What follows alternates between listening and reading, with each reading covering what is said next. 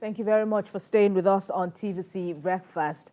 For many years, Nigerians have lamented about the treatments they receive in the process of securing visas from some countries. And they say they are made to go through rigorous processes and even pay expensive fees for new visas and, in some cases, renewal. So the federal government is set to review its migration and visa policies to ease the process for Nigerians both at home and abroad. Minister of Interior Olubunmi Tunji Ojo says the ministry is concerned about what he called some unevenness in existing migration and visa policies. And he has assured Nigerians that the ministry will come up with a comprehensive review of migration and visa policies with the support of key stakeholders in the country aimed at easing all the processes for Nigerians at home and abroad in tune with global standards. And joining us now via Zoom is the Comptroller of Immigration Service, River State Command, Sunday James. Good morning, and thank you very much for joining us at this time on TVC News. Let's look at this move by the federal government to address visa struggles. He also harped on the principle of reciprocity, as he says that we are going to be having more of that under his reign as minister. Let's begin that way. Kindly react. Thank you very much for having me. You're welcome, the whole world is evolving, and systems must evolve. The Honorable Minister of Interior, being a lawmaker and now the Minister of Interior, he must have an agenda for the ministries, department, and agencies under the Interior. And Immigration Service is one of the agencies under the Ministry of Interior, particularly the agency that is saddled with the activities that have to do with migration management and border security. And when we talk about migration and visa policy, all we are talking about is issue that has to do with facilitation and control. It is a very welcome idea for the Nigerian Immigration Service under the leadership of the Acting Comptroller General of Immigration Service, Caroline Wuroladepoju, FSI PCC Daga, that this innovation is coming up after two series of innovations.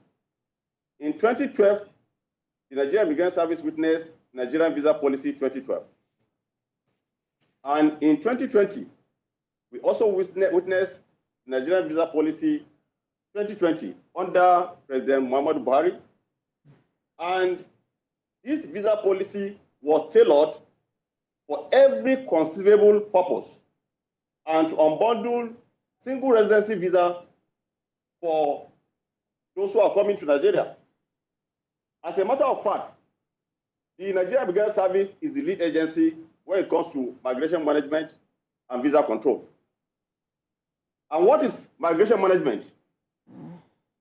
The border management system is the key control mechanism for overall migration management. And the only way you can put in place effective border management is through facilitation and control. The Nigerian Immigration Service has three systems of control. First, from the embassy. Secondly, at the point of entry. And thirdly, within the country. By this analysis, before any migrant leaves his country of origin, particularly those that need to go through the embassies and our foreign missions, they must pass through the embassy for endorsement of their visa. That's control before entry. Control at the point of entry is at the airports, at the seaports, and the land border, and which we are doing very, very effectively, even with the expanse landmass of Nigeria. The technology building in Abuja is the hub for deployment of e-technology in the control of border. Thanks to the leadership of the service, they have put in place the technology building and is being deployed effectively for the benefit of the nation. And then we now also have control after entry. That is for all the operators within the country, controllers. We monitor the activities of every migrant within the country by the directive of the minister and through the Nigerian Immigration Service under the leadership of the Comptroller General. All the command controllers enforce the law on control within the country. This has given a wider perspective to the issue of migration and visa policy development. And then what is it about visa? We are all aware that the Nigeria Visa Policy 2020 opened up Nigeria into a wider horizon by making sure that our visa is not just limited to movement of few individuals, but it's for every conceivable purpose. The Nigerian visa is classified into three. We have about three categories of visa. We have the short visit visa, we have the temporary resident visa, and we have the permanent resident visa. We have three categories of visas, and we have 79 classes of visas, apart from the categories. Just to tell you that for every conceivable purpose, there is a visa for it. That's right.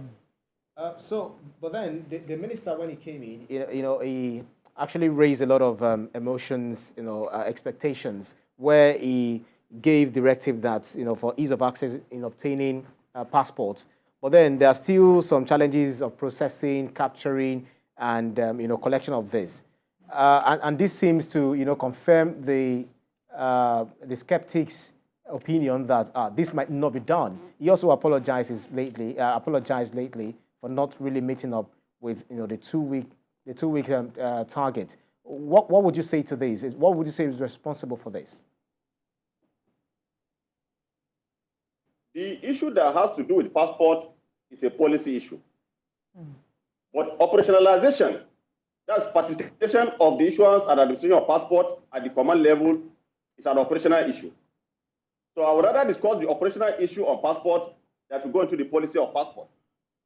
The policy of passport has to do with what goes about the contracts and the production of passport, which is not within my purview. But the operationalization, which has to do with issuance and administration, is within the purview of the command. The Passport Control Office is being supervised by a passport control officer who is under the supervision also of a controller. So the controller of every state command, by virtue of our mandate, we have a direct supervision right over the passport offices. And passport is not an issue that is just by the surface. It's an operational issue that has to do with technology, and it has to do with human beings. So when these two aspects are not taken care of, there's likely to be issues.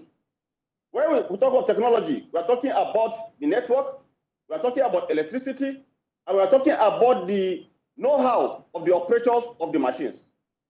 And then when we are talking about human beings, we are talking about the applicants themselves, the attitude of the applicants, the level of understanding, and that's the more reason why the Comptroller of Immigration Service, the acting Comptroller of Immigration Service, Caroline Wurala Depoju, directed that we must educate all passport applicants on frequently asked questions and things they need to know about the passport. Passport is beyond just applying, but you must come with the right documents. There are instances when people come for passport, and all they want is they want it now. That is a recipe for corruption. That is one of the areas we have been sensitizing our staff and officials on. Nobody comes to you to tell you now. There cannot be any magic about producing passports for somebody who has not gotten the right documents. Sometimes individuals will want to change certain information, which is not within the purview of the state command. But as much as they come to the state and they cannot get it immediately, they will resort to social media to say that I was at the immigration office and I cannot get my passport. You can only get your passport when the conditions or the requirements are met. And these requirements are on the website. Every person can Google on www.nicv.gov.ng www.immigration.gov.ng and go to the section that has to do with passport, and you get all the requirements. And it is an online application, and you can pay online. But most times, people prefer to always go to passport office in the name of have somebody there. And thank God for the Comptroller of Immigration Service, who has discouraged people from using a third party. So once an individual can go and process his passport himself, we are sure that such kind of individual will get his passport at the right time. Get the right document, follow the right process, and don't cut corner. It is the best way to getting passport issued to people. And it has been done all over the place. The magic one that you saw that was unbundled for processing passport is because of the deployment of every asset of the service to ensure that people who don't have right document do not get through. People who are cutting corners are not getting what they want, because you cannot go to a third party who's not an immigration officer and scale through the process that's in place now. There is a SAMCOM unit, and there's also a monitoring unit that ensure that no individual who did not go through the right process pass through the passport office. Very quickly, we are going on a break.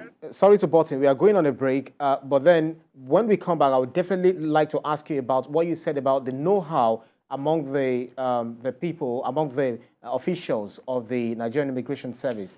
Kemi. All right. As hinted, we'll take a break and return with more on the interview with Sunday James, who heads the Rivers Command of the Nigerian Immigration Service. Stay with us. Thank you very much for staying with us. And we've been speaking with Sunday James, who is the Comptroller of Immigration Service at the Rivers State Command. Thank you very much for holding on. My colleague Ibrahim will, continue in his questions for you. Right, thank you very kindly. You've actually, explained a lot of things, and, talking about the challenges in acquiring one's passport. You mentioned the issue of, we understand the fact that some people might not come with the requisite documents, and, some other issues that surround the getting or the acquiring of passport. But you mentioned something which is very important. You said also the know-how of the custom official, the NIS official. Who is that to say that there are some people that are employed into the system who do not understand, how these machines, how the system works, that would definitely not allow, proper delivery of this passport. Could you help us clarify that? What I mean by the know-how is that all the operatives that have been posted to the passport office are being trained basically for that assignment. So for any person to now come and want to cut corner is not possible, because it's a process.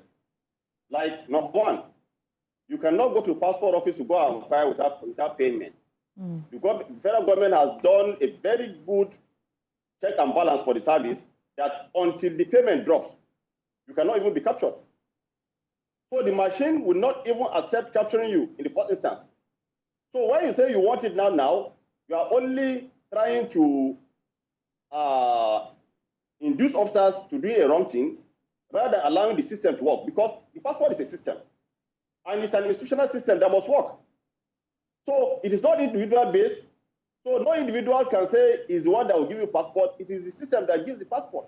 So if the system is working, definitely you get it, and that's what we have now. You cannot come to passport office without paying. After payment, then you must come at the appropriate date that's given to you based on what the system has given. That means when you pay, the machine will update you for a specific date, and you come on that day, and once you are captured and you don't have any problem in your breeder document, what are the breeder documents? That's the document you supply to immigration. And it is not we that actually give these documents. All the documents come from you. The indigent letter, the declaration of age or birth certificate, and the national identity number. They are from different agencies. Some of these documents, if they are not in order, our officers will definitely scrutinize, and in the course of scrutinization, if it is discovered that those documents are not genuine, definitely your process cannot go through. Sometimes, in the course of processing, some people will leave the passport office and go away. By the time they are being called upon, they said the person is not there. It's also another aspect of where people will say they went to passport office. Sometimes it's not from our officials, it's from the public themselves. So when you are looking for the passport, your concentration must be on what you are looking for. And you must ensure that all the documents you are giving to us as visa documents are genuine, so that everything will get through. And you should apply. You should make sure that you pay before you go to passport office. Don't approach the passport office with cash. The service leadership has frowned at people going with cash to passport office so as to frustrate the issue of people saying that they pay some amount of money. But when you pay yourself officially, you now go with the evidence of your payment. And then ensure that your payment has dropped before approaching the passport office. Then the passport office don't have any reason not to capture you because already you are in the process. So when I said the know-how, I mean our officers are in the system and they understand what the machine is expecting from them. They are all trained officers. Nobody can be picked from outside and taken to passport office to go and operate a machine that he has never operated before. So most of the officials there are trained for that assignment, and that's why it is not just easy for anybody to go on the system and say he wants to operate the machine. It's not possible. You must be trained for it. The minister has also spoken about now, with the backlog being cleared, that processing duration will be about 2 weeks or thereabout. And he has also spoken about Nigerians needing to come and collect their already processed passports, that there appears to be a backlog of uncollected passports now. But on the issue of the processing time, how will this be implemented with all the explanations that you have given now? What assurances are you giving Nigerians that this processing time will be on or before the expiration of 2 weeks, as the minister has promised? I believe you are aware that there's no more backlog now. Right, and that also formed part of my earlier remarks.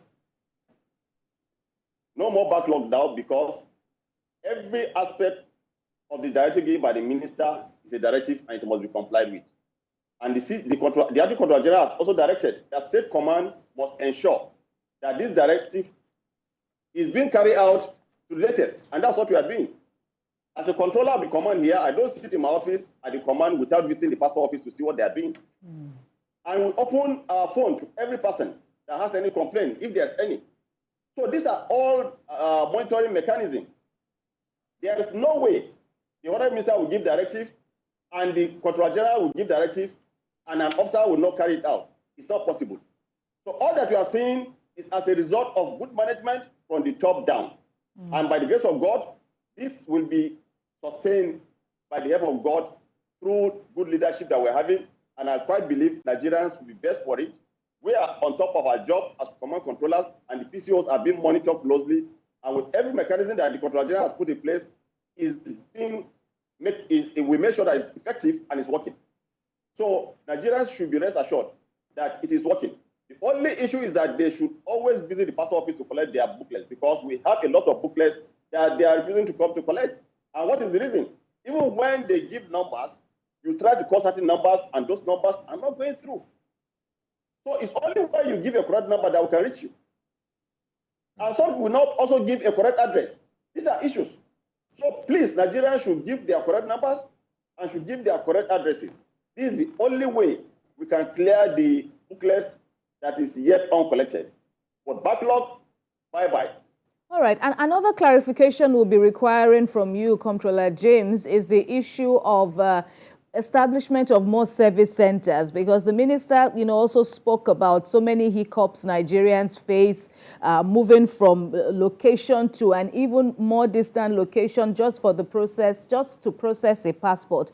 And the minister is now talking about, establishment of service centers to bridge this gap. Help us understand how this will work and how it will also aid your work manning your command, that is, for example, in Rivers State. Right, home and abroad. Right, home and abroad, indeed. The service centers are alternate arm of the passport office. And sometimes it could be another passport office being opened in a state. So it all depends. Like in Abuja, you have the headquarters. You also have all the frontline offices at the National Assembly, at the Villa, at the Foreign Affairs Ministry. These are all outlets, an extension of the passport office to make sure there's ease of issuance of passport. You have also the passport office at Gwagwalada, that's for the FCT. But here in Rivers State, thanks to the Comptroller of Immigration Service, Acting Comptroller of Immigration Service, Caroline Wurala Adepoju, she visited Rivers State for a one-day workshop on the blue economy. And by the magnanimity of the executive governor of Rivers State, we have a new upcoming passport office here that has just been given to us to boost passport production in Rivers State. So very soon, Rivers State will have additional passport office. And I quite believe Lagos had its own fair share. Ibadan and other commands have their shares. Kano, the same thing. So I quite believe this thing will go around the states or the federation by the help of God. But for us here, we are happy that very soon we are going to have a new passport office, which is at the verge of completion. And congratulations to the Acting Comptroller of Immigration Service that these things are happening during her time. And we thank the Honourable Minister of Interior for the good leadership. That's right. Very quickly, some travel experts attributed the challenges Nigerians are facing, challenges and disrespect Nigerians are facing abroad, to the misbehavior of some unscrupulous, persons or individuals, their behavior and some of the things they also say about their own country on the social media, which these international communities also read about us. Do you feel this principle of reciprocity, which my colleague asked you about earlier on, would be enough to address this challenge?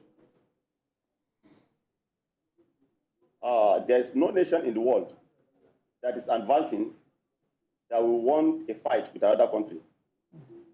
The principle of reciprocity is the last resort as a student of international affairs and diplomacy. But for us, what we advise Nigeria is that there must be citizenship integrity. Citizens' integrity is the number one. It's key. You hardly can hear any American abusing his country. You hardly hear any British citizen abusing his country. So if there be any or individuals or groups that are actually abusing the country, I think it boils down to citizen integrity. And the more reason why we must have patriotism and nationalism as part of the education in our institutions. People must learn to be patriotic. They must learn to be nationalistic. Because our leaders, that's the foundation that we make on the ground. Patriotism and nationalism.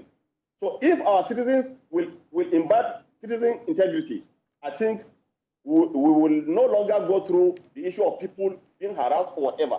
Because there is a saying that says, you will be addressed the way you dress. So when you abuse your country, then you are already sending a signal out. When you say your country is not good, it's also a signal. So people must imbibe citizen integrity in everything they do. And patriotism is key. And we must be nationalistic. All right. Comptroller of Immigration Service, Rivers State Command, Comptroller Sunday James, we thank you very much for your contributions on TVC Breakfast. Thank you very much for having me.